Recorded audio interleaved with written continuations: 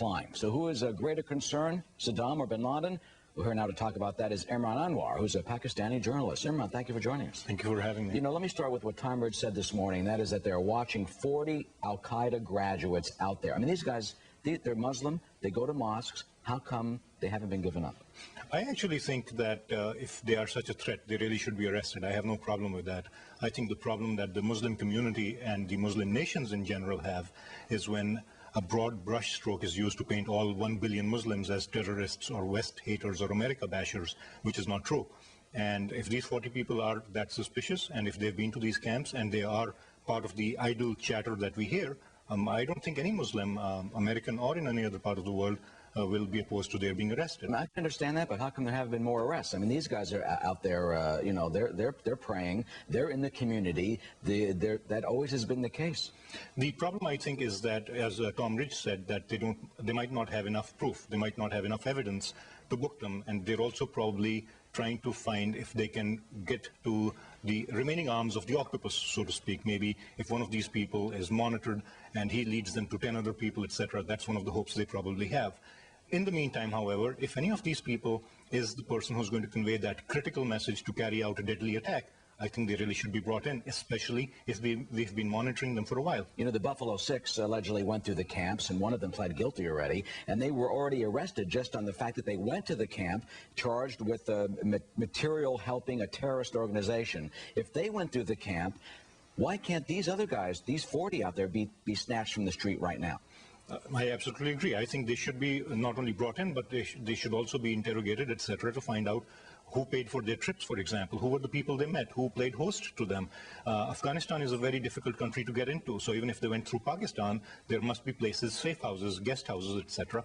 The problem is that even though we're ignoring these 40 people, the bigger thing that we are ignoring is what the 1.3 billion Muslims worldwide are feeling are their causes that are being ignored or where injustices are being done to them.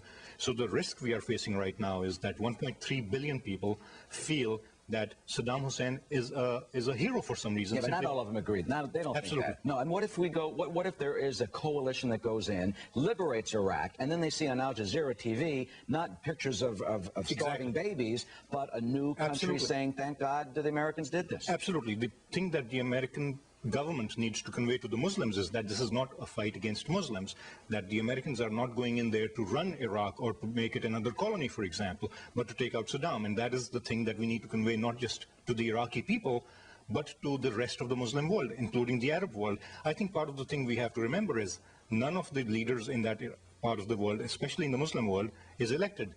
And so a lot of them also see that if we go in as liberators and bring democracy to Iraq, what will happen to them? So we have this, we have a little bit of a two-faced game that has to be played here, because we're the ones defending the Kingdom of Saudi Arabia and the Emirs of Kuwait.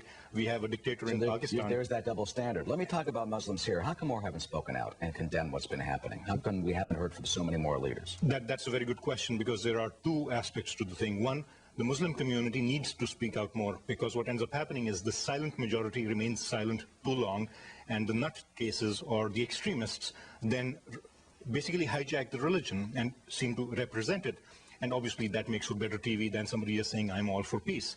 So the media and the US itself and American society needs to make a better effort to be more inclusive and to reach out to their neighbors and to find out what their sorrows are, what their points of pain are. But we as Muslims need to reach out also to show that we do not have to be fighting the West or Christianity or Judaism, because these are religions that we respect.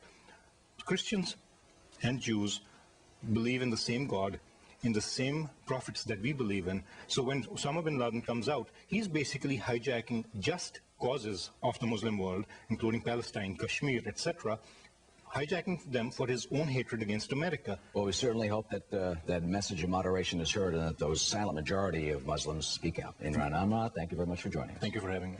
Allison.